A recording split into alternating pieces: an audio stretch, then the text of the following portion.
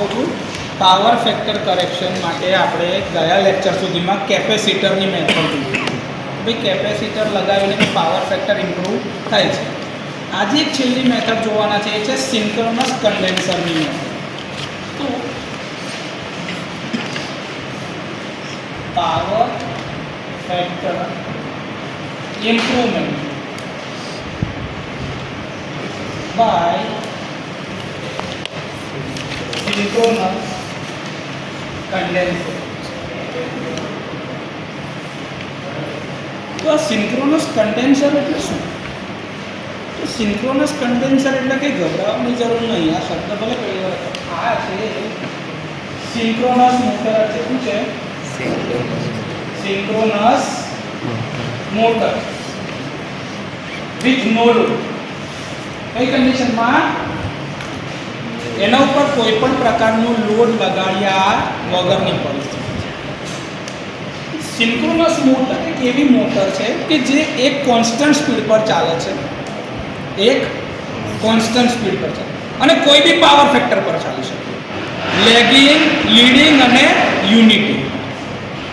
આ એક એવી મોટર છે કે જે કોઈ પણ પ્રકારના પાવર ફેક્ટર પર ચાલી શકે છે કોન્સ્ટન્ટ સ્પીડ. લેગિંગ, લીડિંગ અને યુનિટ કોઈ બી પાવર ફેક્ટર હોય. આપણી પાસે મશીન લેબમાં આ મોટર છે એટલે જ આજે લેક્ચર અહીંયા આગળ લઈએ છીએ. ચલો બતાવું છું. સિન્ક્રોનસ મોટરને આપણે નો લોડ પર ચલાય છે. આ જ છે સિન્ક્રોનસ મોટરની આકૃતિ અને એના પર આપણે પ્રેક્ટિકલ કરે છે. વી કર્વ અને ઇન્વર્ટેડ વી કર્વ આપણે અહીંયા પ્લોટ કરીએ છીએ. જો લખ્યું છે synchronous induction motor as a synchronous condenser. આપણે આ જ મોટરનો યુઝ કરીને પાવર ફેક્ટર કરેક્ટ કરી શકીએ છીએ. જો તમે જોતા હોય ને તો અહીંયા આગળ જો એનું રોટર છે દેખાય છે. રોટર છે તમારે અહીંયા આગળથી rotor R1 sleeping the supply DC excitation આપેલું છે. તો આ એક એવા પ્રકારની મોટર છે કે જેમાં બે એક્સાઇટેશન છે. એક છે DC એક્સાઇટેશન અને બીજું છે AC એક્સાઇટેશન. 3 ફેઝ ઇન્ડક્શન મોટરને જે 3 ફેઝનો સપ્લાય મળે છે. અહીંયા આગળ આ ચાલુ થાય છે ઇન્ડક્શન મોટરની જેમ. એને DC એક્સાઇટેશન આપીને કોન્સ્ટન્ટ સ્પીડ પર ચલવાય છે અને આ એક એવી મોટર છે કે જે કોઈ બી પાવર ફેક્ટર ઉપર ચાલશે. કોઈ બી પાવર ફેક્ટર ઉપર ચાલશે. આ એના માટેની મોટર છે. એના ચોથા સેમેસ્ટરના છોકરાઓને પ્રેક્ટિકલ બી કરાવીએ છીએ. એ પ્રેક્ટિકલ ઓલરેડી આપણે કરાવીએ છીએ. એનો આ વિડિયો રેકોર્ડિંગનો QR કોડ બી મૂકેલો છે. આ એનો કંટ્રોલ ડાયાગ્રામ જે છે એ બી અહીંયા આગળ બતાવેલો છે. તમારા કામ માટે જરૂર નથી પણ તમને એ ખબર હોવી જોઈએ કે આપણી કોલેજમાં તમે જે થિયરી ભણો છો એને પ્રેક્ટિકલ બી કરી શકાય એવા સાધનો છે અને ચાલુ હાલતમાં છે. એટલે તમને અહીંયા આગળ લઈને આવ્યા છે. ક્લિયર? ચાલો. સિન્ક્રોનસ કન્ડેન્સર જે તમને બતાવ્યું તમે જોયું એવું મશીન આપણી લેબોરેટરીમાં વર્કિંગ હાલતમાં છે. એના પર આપણે પ્રેક્ટિકલ કરીએ. સિન્ક્રોનસ મોટર જે છે એને બે પ્રકારના સપ્લાય છે. એક છે DC એક્સાઇટેશન અને ફીલ્ડ વાઇન્ડિંગ પર DC એક્સાઇટેશન બીજું છે 3 ફેઝ AC સપ્લાય. આ મોટર જે છે ને સિન્ક્રોનસ મોટર એ સેલ્ફ સ્ટાર્ટિંગ નથી. જાતે ના ચાલુ થાય. એ ચાલુ થાય ઇન્ડક્શન મોટરની રીતે અને DC એક્સાઇટેશન આપ્યા પછી તે પોતાની એક કોન્સ્ટન્ટ સ્પીડ પકડી રાખે અને કોઈ બી પાવર ફેક્ટર ઉપર એને ચલાવી શકાય. એ એનો સૌથી મોટો એડવાન્ટેજ છે. એટલે જ પાવર ફેક્ટર સુધારવા માટે આપણે synchronous motor with no load. તમે એને લોડ સાથે બી કોઈ બી પાવર ફેક્ટર પર ચલાવી શકશો. સિન્ક્રોનસ મોટરને લોડ સાથે બી ચલવાય. નો લોડ પર ચાલે ત્યારે સિન્ક્રોનસ કન્ડેન્સર કહેવાય. પણ તમે એને પાવર ફેક્ટર કરેક્શન માટે વાપરતા હોય તો તમે એને મિકેનિકલ લોડ આપી શકો છો. કેપેસિટરમાં તમે બહારથી કોઈ લોડ આપી શકતા નહોતા. જ્યારે આમાં તમે લોડ આપી શકો. શું છે કે ભાઈ મારે હવે કનેક્શન કેવી રીતે કરી શકે? તો તમારો 3 ફેઝનો સપ્લાય ધારો કે જતો હોય છે તો તમારો હવે લોડ લાગેલો છે લોડ એન્ડ ઉપર. આ તમારું સોર્સ છે. આ શું છે? સોર્સ. જ્યાંથી સપ્લાય આવતો હોય છે ને ગ્રીડ સાથે કાં તો સબસ્ટેશન ગમે ત્યાંથી તમે ગણી શકો છો. આ તમારા લોડ સુધી સપ્લાય આવે છે. તો એ ટાઈમ દરમિયાન તમારો પાવર ફેક્ટર ખરાબ થાય છે. ધારો કે આ તમારા સપ્લાયના વોલ્ટેજ છે. તમે આવું વી વાળું ડ્રો કરતા હતા યાદ આવ્યું? અને આ તમારો લેગિંગનો કરંટ I, આ એંગલ તમારો phi1 અથવા તો θ1, તમે જે બી કહી શકતા હોય કહી શકો છો. આટલું ખબર છે કે નહીં? તો આના બે કમ્પોનન્ટ પડતા હતા, યાદ આવ્યું? I into XL, I into R. આ તમારો વોલ્ટેજ ડ્રોપ જે તો એ ઇન્ટુ તમે I વડે મલ્ટીપ્લાય કરી નાખો. આ I વડે મલ્ટીપ્લાય કરી નાખો તો આ તમારું I2 into R થાય અને આ તમારું I2 into XL. આવું ખબર છે કે નહીં પાવરનું? તો આને તમે શું કહેતા? તમારો એક્ટિવ પાવર P અને આને શું કહેતા હતા? Q. આને તમારો એપરન્ટ પાવર S. આવું કહેતા હતા. યાદ આવ્યું આવો ટ્રાયેંગલ? આમાં તો ના ખબર એવું છે કશું? સામે sin, પાસે તો આ P બરાબર તમે કીધું કે S cos θ અને Q બરાબર S sin θ. આવું કહેતા હતા કે નહીં? યાદ આવ્યું આવું? આપણે સૂત્રમાં ઘણી બધી વખત આનો ઉપયોગ કરેલો છે દાખલા ગણતરીમાં. હવે સુધી કોઈ ડાઉટ છે? પહેલામાં જેવું તો મેં કેપેસિટર લગાડ્યું તો લોડ એની નજીક, એવું અહીંયા હું શું લખાડું છું છે? Synchronous condenser. શું લગાડું છું? Synchronous condenser. એ પોતે બી એક અલગ લોડ પર ચાલશે. તમારા ચોરસની જગ્યાએ તમે ગોળ બી બતાવી શકો છો, કેમ કે અંદર રોટર હોય, રોટર રોટેટ થાય, ગોળ ફરતું હોય. એટલે સર હવે હું ધારો મશીન લઉં છું તો મારી પાસે એક એડવાન્ટેજ છે કે હું એને ગમે તે પાવર ફેક્ટર ઉપર ચલાવી શકું છું. તો હું એને લીડિંગ પાવર ફેક્ટર પર ચલાવું. લીડિંગ પાવર ફેક્ટર પર ચલાવું તો આ એંગલ કઈ જશે? નાનો થતો જશે. હા કે ના? પણ એની પોતાની બી એક કેપેસિટી તો ખરી ને. એની પોતાની એક કેપેસિટી નહીં હોય પાવરની. લીડિંગ પર જતું હશે તો એનો ગ્રાફ બી તો ઉપર જતો હશે ને. તો ધારો કે આ મારા એંગલ છે, આ રેફરન્સ છે, આટલા એંગલથી લીડ કરે છે થીટા અથવા phi2. આ કોની કેપેસિટી છે? સિન્ક્રોનસ કન્ડેન્સરની કેપેસિટી થઈ. તો એના લીધે મારો હવે કરંટ જે બને કેટલો બને છે? આ બન્યો phi.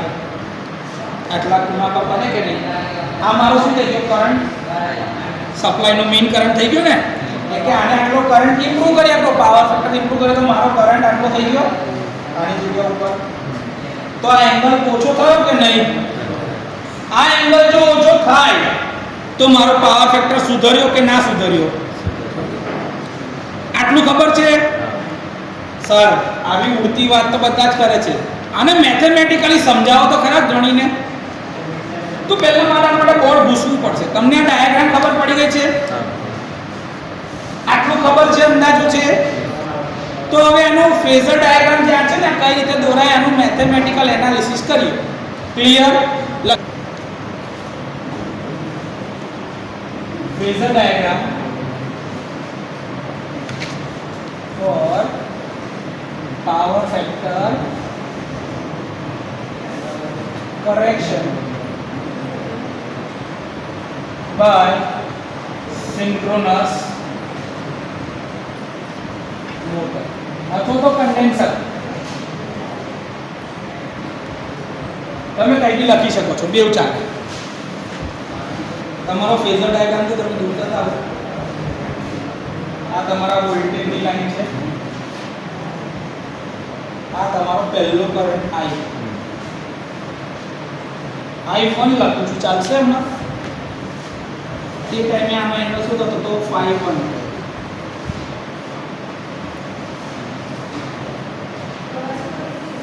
આ તમારું શું બને? P1 અને આ તમારું શું બને? Q1. આટલું બને કે ના બને? આ તમારું શું બને? S1. નામ આપી દો સાહેબ.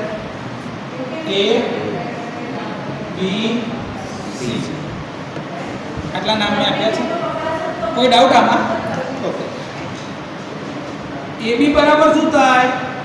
તો કે ભાઈ એક્ટિવ પાવર P1. P1 બરાબર તમે આવો છો તો S1 cos phi1 હમણાં જ આપણે જોયું હતું ને એમ કે આવું તમે કહેતા હતા કે ભાઈ cos phi 1 બરાબર શું થાય p1 upon s1 તો p1 બરાબર શું થાય s1 cos phi 1 થાય ખાલી ચોકડી ગુણાકાર s1 ને અહીં જાય એવું જ sin phi 1 બરાબર શું થાય q1 upon s1 તો q1 બરાબર શું થાય s1 sin phi 1 થાય કે નહીં ઓકે ચલો bc બરાબર શું હશે bc બરાબર રિએક્ટિવ પાવર એટલે કે q1 બરાબર s1 sin phi 1 આવું કહેવાય કે ના કહેવાય આ મારી પહેલો પાવર છે જ્યારે મેં સિન્ક્રોનસ કન્ડેન્સર લગાડ્યું નથી એટલે કે સિન્ક્રોનસ મોટર લગાડી નથી ત્યારનો પાવર છે અને AC બરાબર શું છે AC બરાબર તો કે ભાઈ એપરન્ટ પાવર શું છે એપરન્ટ પાવર જેને તમે શું કહો છો S1 ઓકે તો સર આ P1 બરાબર જે આ લખ્યું છે S1 cos phi 1 તો મારાથી એને એવું કહેવાય AC S1 ની જગ્યાએ AC લખાય ને લંબાઈ AC cos phi 1 આવું કહેવાય AB બરાબર AC cos phi 1 કહેવાય કે ના કહેવાય AB બરાબર AC cos phi 1 હા કે ના ખાલી મેં S1 જઈ દેખાતો તો S1 ની જગ્યાએ શું મૂક્યા AC ના લખાય એવું જ અહીંયા આગળ શું લખાશે AC sin phi 1 આવું કહેવાય કે ના કહેવાય BC બરાબર આવું કહેવાશે કે ના કહેવાય અહીં લગીન કોઈ બી ડાઉટ હોય તો બોલો અહીં ક્લિયર છે પાક્કું હવે હું સિન્ક્રોનસ કન્ડેન્સર લગાડું છું એટલે કે સિન્ક્રોનસ મોટર લગાડું છું તો મોટરનો પોતાનો બી એક લોડ હશે કાં તો કોઈ બી લોડ પર ચાલુ થશે મોટર પાસે બી મિકેનિકલ લોડ આપી શકાય કે નહીં મોટરને પોતાનો મિકેનિકલ લોડ અપાય કે નહીં તો એના એક્ટિવ પાવરમાં વધારો થશે પહેલા કરતાં પાવરમાં વધારો થાય કે ના થાય કે મેં મોટર લગાડી છે મોટર લગાડું તો લોડમાં વધારો નહીં થાય એ પોતે કઈ પાવર નહીં ખાય હશે ને આ મારો રેફરન્સ છે આ શું છે મારું જે મેં મોટર ધારો કે લગાડી છે આ એનો પાવર છે કેટલો એ રિએક્ટિવ પાવર કમ્પન્સેટ કરી આપે છે મને તો કે ભાઈ આટલો Q2 આ એનું થયું કેવી ઉપર ને અને S2 શોધીને આ એનો કેવી રેટિંગ છે મોટર S2 આ એનો એંગલ છે phi 2 આ એના બે કમ્પોનન્ટ પડશે sin અને cos ના પડે કે ના પડે તો મારો ટોટલ હવે એક્ટિવ પાવર કેટલો જરૂર પડશે તો કે આટલો વધ્યો આ કોણ હતું P1 આ શું થયું P2 આટલો મેકેનિકલ પાવર લઈ શકે છે મોટર મેં મોટર લગાડી તો એના પાવરમાં વધારો થાય કે ના થાય પાવરની કેપેસિટી વધશે કે નહીં તો આ મારો કયો પાવર થયો સામે sin પાસે cos એટલે કયો પાવર એક્ટિવ તો એક્ટિવ પાવર એટલે P2 લખાય કે ના લખાય આ મારું P2 છે હવે અહીંયા આગળ નામ આપી દે ને સાહેબ અહીંયા D નામ આપો અહીંયા E નામ આપો ચાલે કે ના ચાલે તો CD હવે શું થાય CD બરાબર શું છે એક્ટિવ પાવર કોનો એક્ટિવ પાવર સિન્ક્રોનસ મોટરનો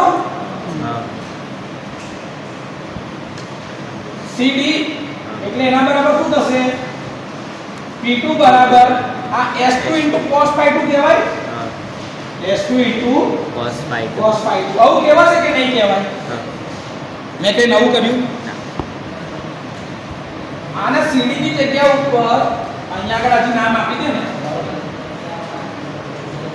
F તો CF કહેવાય S2 ની જગ્યા પર CF S2 ની જગ્યા પર C F કહેવાય કે ના કહેવાય આટલી લંબાઈ તો મેં આની જગ્યા પર આવું લખી શકું CF cos phi 2 કહેવાય કે ના કહેવાય બોલો કશું નવું નહીં કરતા, આપણને જે દેખે છે આપણે એ જ કરીએ છીએ. કોઈ ડાઉટ? સર તો આ FD બરાબર શું કહેવાય? તો કે Q2 કહેવાય કે નહીં? તો કે FD બરાબર reactive power of synchronous motor.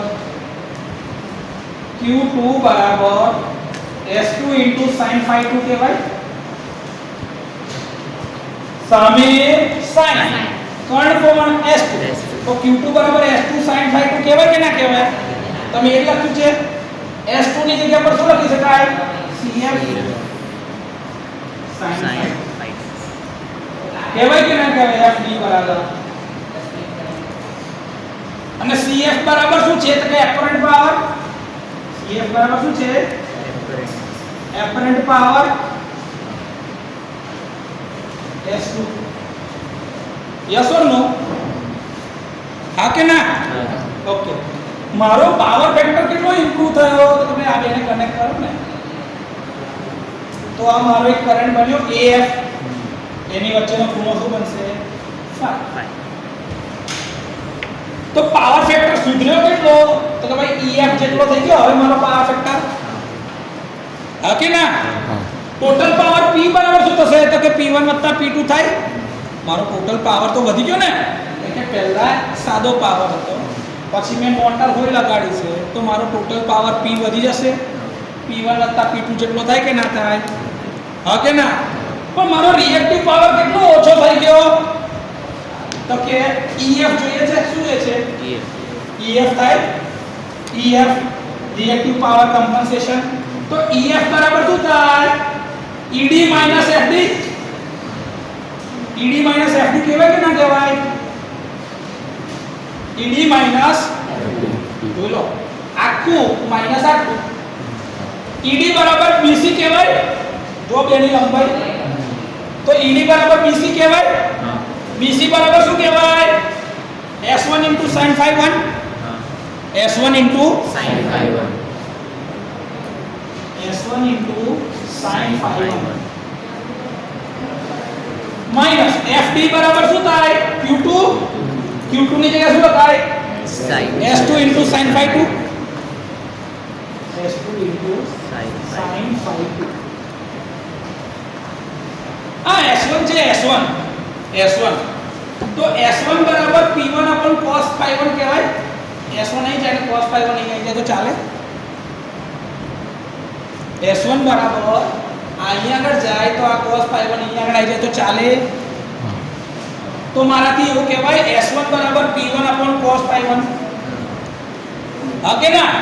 તો સિમ્પલ એ લખાય P1 upon cos phi 1 into sin phi 1 minus P2 upon cos phi 2 into sin phi 2.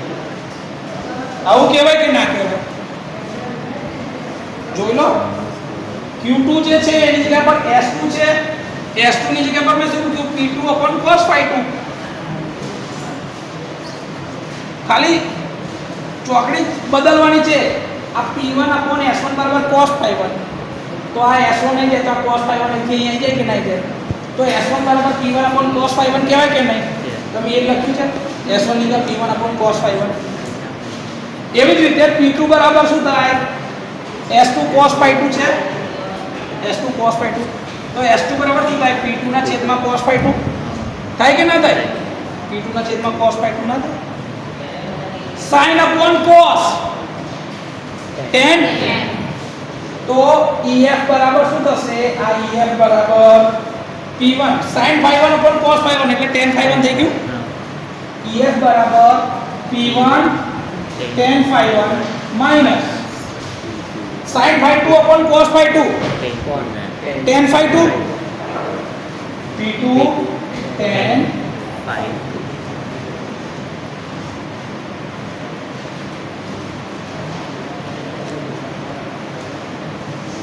અહીંયા P1 બરાબર P2 એક હરખા થાય કેમ કે P1 બી અલગ છે P2 બી અલગ છે.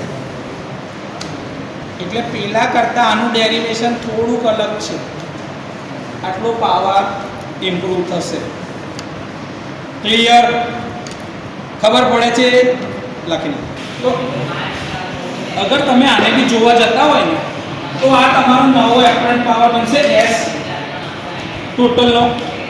આ તમારો નવો એપરન્ટ પાવર બનશે Q અને આ તમારો નવો એક્ટિવ પાવર બનશે P. નવો એક્ટિવ, રિએક્ટિવ અને એપરન્ટ એનો પાવર માં એનો કેટલો 5.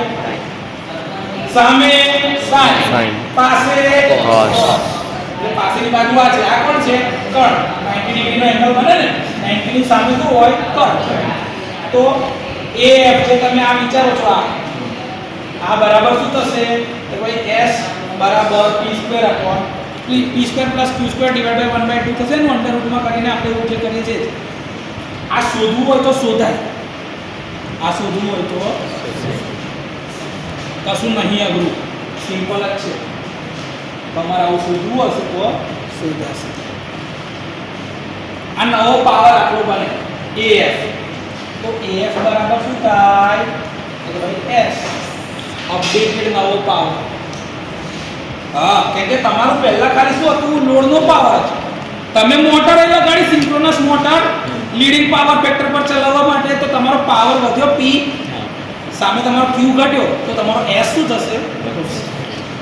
એ જે નવો S આવ્યો ને એ આ બંનેના સરવાળાથી બને છે. એટલે તમારો નવો એપરન્ટ પાવર છે.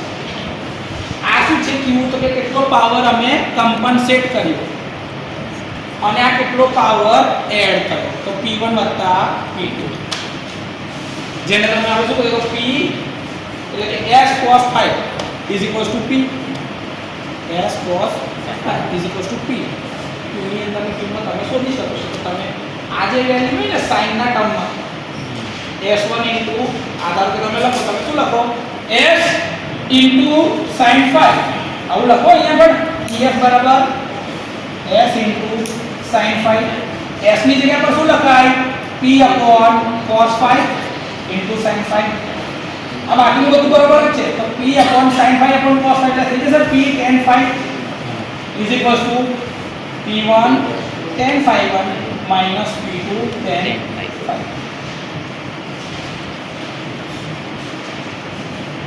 તમે એક જ રીતે બધી બાજુથી કરી જવાના છો. હું કોઈ નવું નહીં કરતો. અને આ P બરાબર શું કરાય? P બરાબર P1 P2. એક્ટિવ પાવરમાં જે આવ્યો તો વધારે અને પેલો Q બરાબર શું થશે? તો તમે Q1 Q2. કેમ? આટલો પાવર એ કમ્પનસેટ કરે છે, લીડિંગ છે એટલે Q1 Q2. અને S બરાબર શું થાય? S બરાબર અંડર રૂટમાં P² plus Q². અને આને સાદું રૂપ આપવું હોય તો શું કરાય? P ની જગ્યા પર P1 P2 નો સ્ક્વેર વત્તા Q1 Q2 નો. તમે આવું કરી શકો. ગણિત કરવા માટે આટલું છે. ડેરિવેશન આટલું છે સિમ્પલ. સિન્ક્રોનસ કન્ડેન્સરની કમ્પેરિઝન. તો પાવર ફેક્ટર ઇમ્પ્રુવમેન્ટમાં તમે બે મેથડ જોઈ.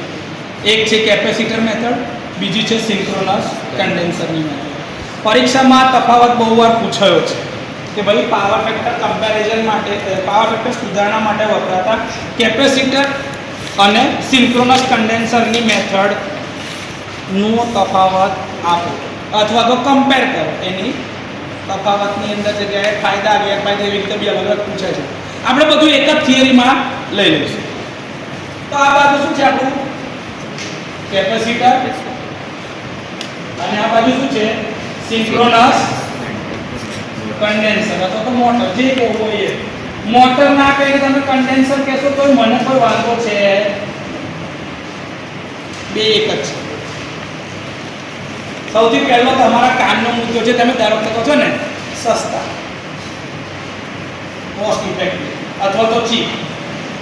શું કહી શકાય? એટલે કે સસ્તા છે, પેલું મોંઘા છે અથવા તો સસ્તા નથી. હાઈલી નોન ટેકનિકલ પણ સૌથી વધારે જરૂરિયાત વાળો મુદ્દો કહેવાય. અને દરેક છોકરો સૌથી પહેલા આ જ લખે. એટલે મેં બી શરૂઆત તૈથી જ કરીને બતાવી. બરાબર છે સર? બીજો મુદ્દો, કેપેસિટર ખાલી ઝીરો લીડિંગ પાવર ફેક્ટર પર જ ચાલશે. એના પર ચાલશે લીડિંગ પર જ ચાલશે. Leading power factor only, leading PF only. આમાં એની પાવર, લેગિંગ,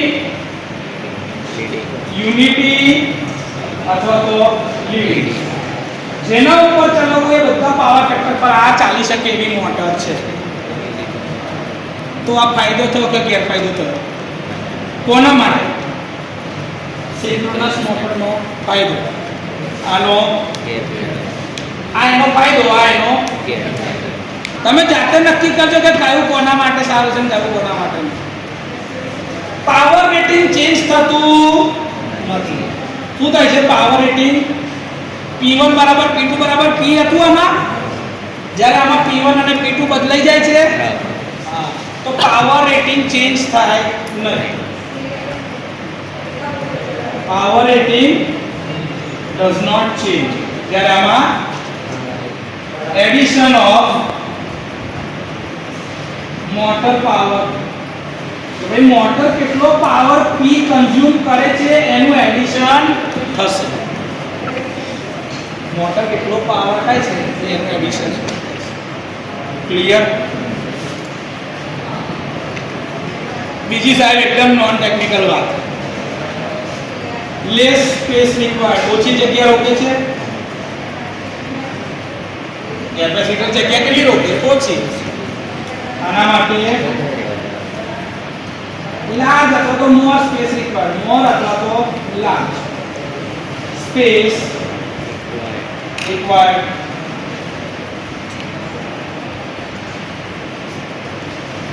કેપેસિટર લગાડવાનું છે સાહેબ તો મેન્ટેનન્સ ઓછું, લો ઓર negligible મેન્ટેનન્સ, એટલે કે એકદમ નહીવત મેન્ટેનન્સ આવતું નથી.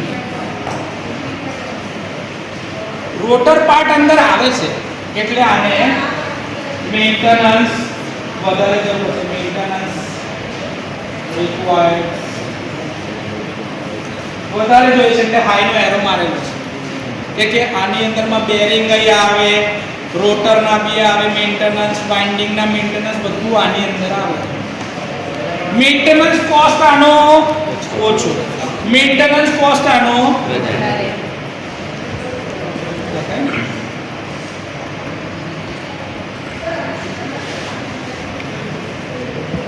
બીજું આની અંદરમાં શું હોઈ શકે છે?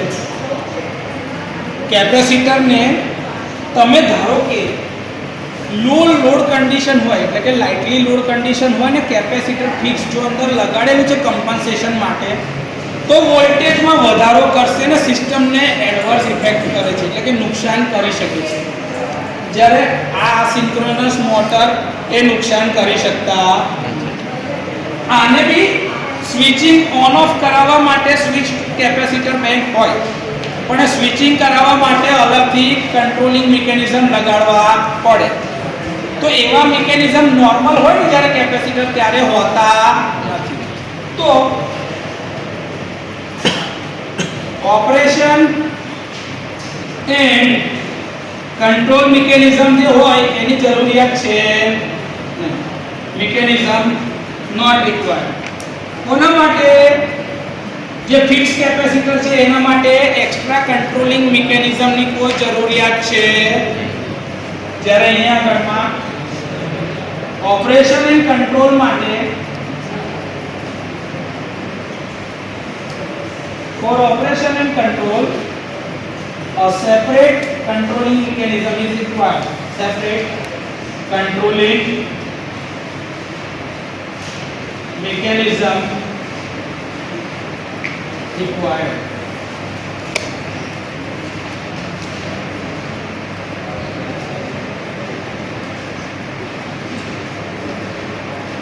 આટલા મુખ્ય મુદ્દાઓ છે જે તમને કીધું કે લાઇટ લોડ કન્ડિશનમાં આની અંદરમાં વોલ્ટેજ સિસ્ટમના વોલ્ટેજ વધારી શકે છે. ફિક્સ કેપેસિટર છે એટલે જ્યારે લાઇટ લોડ કન્ડિશનમાં આમાં કંટ્રોલ મિકેનિઝમના લીધે ડાયરેક્ટ જ મોટરનો લોડ ઓછો કરી શકે છે. કેપેસિટરને તમે સ્વિચ ઓફ કરી શકતા નથી. આને તમે સ્વિચ ઓફ કરી શકો પાવર ફેક્ટર બદલી શકો છો. આમાં એવું કશું થઈ શકતું નથી. તો અહીંયા આગળ એવું લખી શકાય ફિક્સ્ડ પાવર ફેક્ટર માટે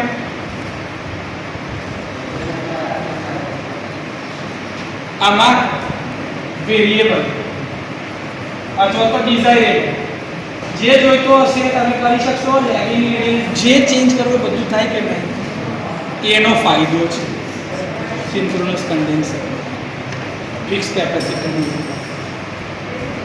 વોલ્ટેજ વાળી વાત જે છે એ તમારા સિલેબસમાં હજી સુધી તમને ખબર નહીં પડતી કેમ કે તમે હજી ટ્રાન્સમિશન ડિસ્ટ્રીબ્યુશન જનરેશન આવું કશું ભણ્યા નથી. એટલે એ મુદ્દો તમને અત્યારે લખવાનો કોઈ મતલબ થતો નથી. એટલે મેં એવા કોઈ અઘરા મુદ્દા અહીંયા લખ્યા નહીં કે જે તમને ખબર ના પડે. છે ભાઈ બીજું કે રણજીત બાકી? અચ્છા, કેપેસિટરને કોઈ એડિશનલ સપ્લાયની જરૂર પડતી એડિશનલ સપ્લાયની કોઈ જરૂર છે આમાં? જ્યારે આને ડીસી એક્સાઇટેશનની જરૂર પડે છે. DC excitation required. મોટરને અલગથી ડીસી એક્સાઇટેશનની જરૂર પડે છે. હવે ડીસી એક્સાઇટેશનની જરૂર ના હોય તો ડીસીનું એનું મેન્ટેનન્સ કંઈ કરવું જરૂર છે નહીં. આમાં તમારે એની વ્યવસ્થા કરી આપવી પડશે. આના સિવાય બીજું કશું છે હવે કોઈ બાકીમાં? ડન છે? આ લખ્યું ને લેસ સ્પેસ રિક્વાયર્ડ, આમાં લાર્જ સ્પેસ રિક્વાયર્ડ. ડન છે? લખીને સિન્ક્રોનસ મોટર માટે સ્પેશિયલ સ્ટાર્ટિંગ ટેકનિક રિક્વાયર્ડ છે. Special starting technique required. કેમ કે સિન્ક્રોનસ મોટર જે છે સેલ્ફ સ્ટાર્ટિંગ નથી, એ જાતે ચાલુ થઈ શકતા. જ્યારે આમાં ફિક્સ કેપેસિટરમાં fix capacitor no requirement of starting facility, no requirement of additional starting method.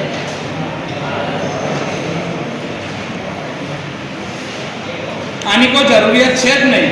Fix capacitor, હા ફિક્સ કેપેસિટરમાં એવું છે કે ચાલુ બંધ કરવા માટે બેની વચમાં એટલો સમય આપવાનો જેથી કરીને કેપેસિટર ડિસ્ચાર્જ થઈ શકે. એ ખબર છે ને? એ જે આપણે આગળ વાત કરી છે એ બધા મુદ્દા તો ધ્યાન પર રાખવાના જ છે. તો આ સાથે તમારું ચેપ્ટર નંબર 2 ની બધી થિયરી પૂરી. લખી નાખો. પ્રતિરોધ હશે, પ્રતિ અવરોધ ના હોય. તો R = 500 ohms,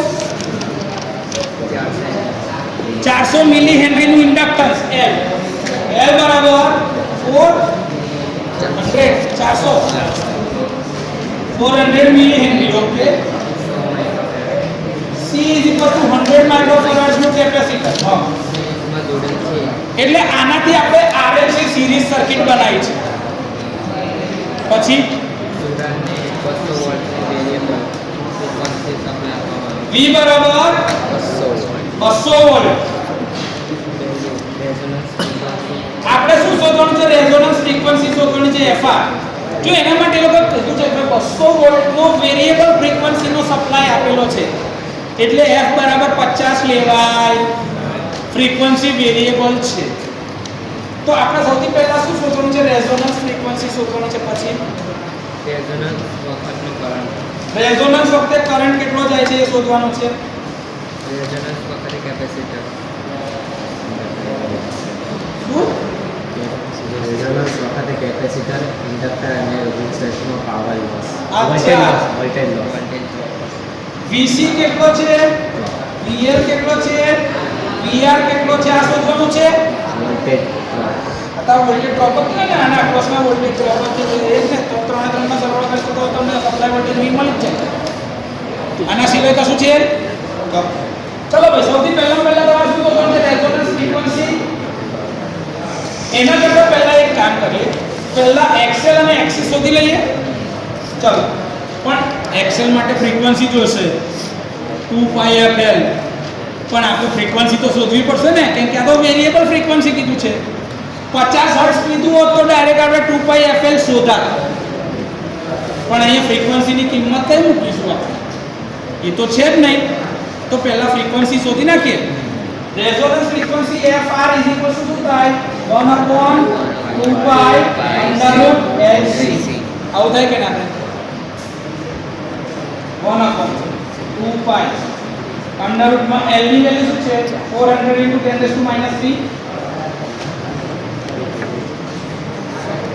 અને કેપેસિટરની વેલ્યુ શું છે? 100 × 10⁻6 છે કે નહીં? 100 માઇક્રોફેરાડ અને 400 મિલી હેનરી થઈ ગયું. 1/2π આની જગ્યા પર 0.4 લખાય. 400 × 10⁻³ 0.4 ઇન્ટુ 1 × 10⁻⁴ થઈ ગયું. તો 0.4 નું અંડરરૂટ કાઢ લો અને 10⁻⁴ નું 10⁻⁻² એટલે ઉપર 100 થઈ જશે. તો આ શું થઈ જશે? આવું થઈ જશે 100 / 2π અંડરરૂટમાં 0.4.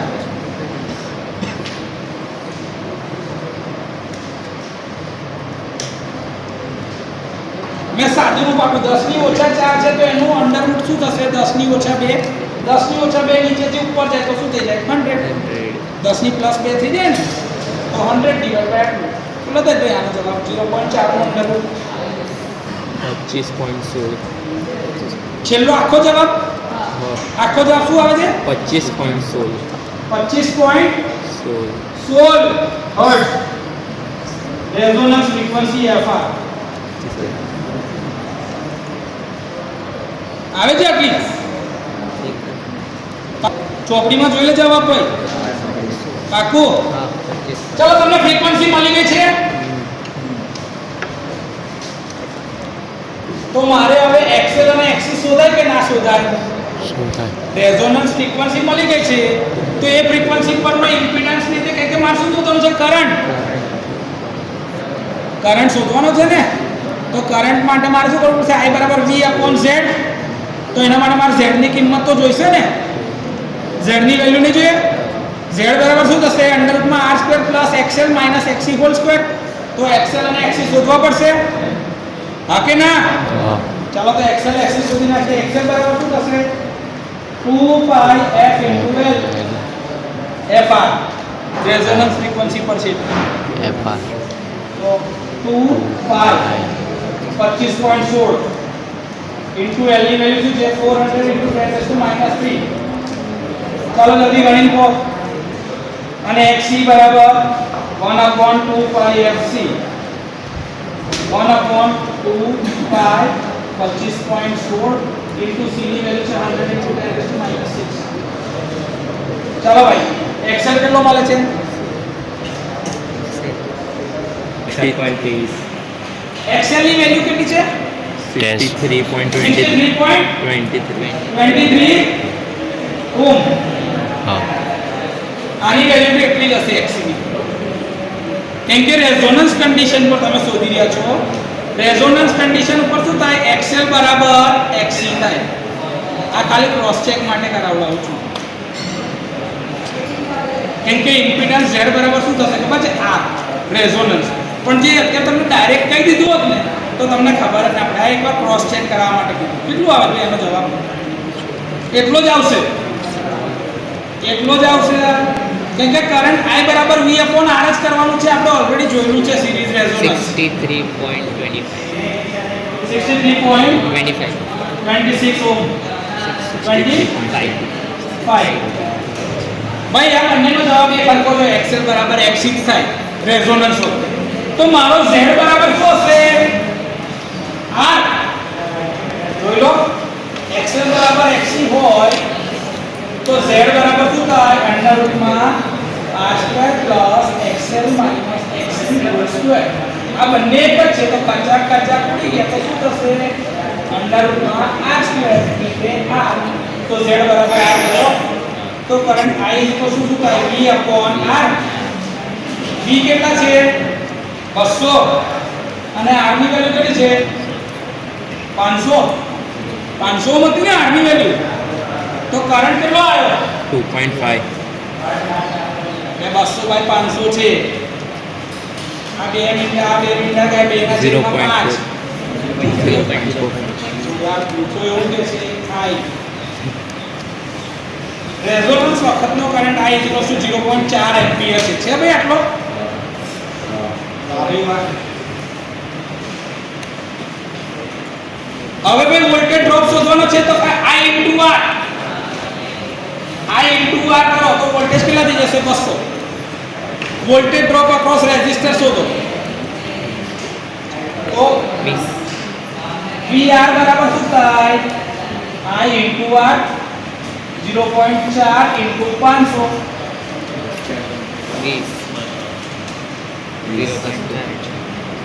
આવી ગયા તમે ચોકડીનો જવાબ જોઈ લો. Voltage drop across resistor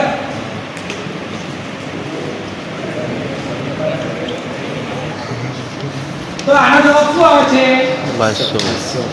200 volt આયા. હા. VR બરાબર 200 વોલ્ટ. તમને બીજું શું કીધું છે VL અને VC ની અક્રોસનો વોલ્ટેજ ડ્રોપ? સાહેબ હવે જે અસ્તિત્વ ના ધરાવતો એ હોય ખરું? VL અને VC હશે ખરા? હશે પણ બંનેનો ડ્રોપ એકબીજાથી કેવો થતો હશે નલિફાઈ. ઘણું હોય તો ગણી નાખો I * XL 0.4 * XL ની વેલ્યુ 63.23 * 0.4 કરીશું તો જે જવાબ આવ્યો ને એવો જ બીજો વોલ્ટેજ ડ્રોપ કોના ક્રોસમાં થતો હશે કેપેસિટરમાં. એ બંને એકબીજાથી કેવા હશે ઊંધી દિશાના. કે પેલો જેટલું ખરાબ કરે છે એટલું જ એટલો ઇમ્પ્રૂવ કરી આલે છે. ડન છે. વોલ્ટેજ ડ્રોપ અક્રોસ ઇન્ડક્ટર તમારે શોધવાનું છે શું છે VL બરાબર શું થાય I * XL. I તમે શોધો 0.4 XL તમે શોધો 63.23 તો વોલ્ટેજ ડ્રોપ મળી જાય કે ના મળી જાય વોલ્ટ 20. XL કેટલા આયા ભાઈ 25.295. 25.295 વોલ્ટ. ચલો હું VC બરાબર શું થાય તો કે I * XC. I ઓલરેડી તમે 0.4 શોધેલો છે. XC ની વેલ્યુ 63.25 શોધેલી છે. બોલો એટલો જ જવાબ આવશે યાર. કેટલો છે 25.3. 25.3. જો VL અને VC બંને એક સરખા છે. બંનેની પોલારિટી બી અલગ અલગ છે. એટલે જેટલા સપ્લાય વોલ્ટેજ 200 વોલ્ટ હતો ને એ બધાનો ડ્રોપ કઈ મળે છે રેઝિસ્ટરની અક્રોસમાં. કેમ કે રેઝોનન્સ વખતે Z બરાબર R જ હશે. ક્લિયર? કોઈ ડાઉટ? દાખલો ગણ નાખો.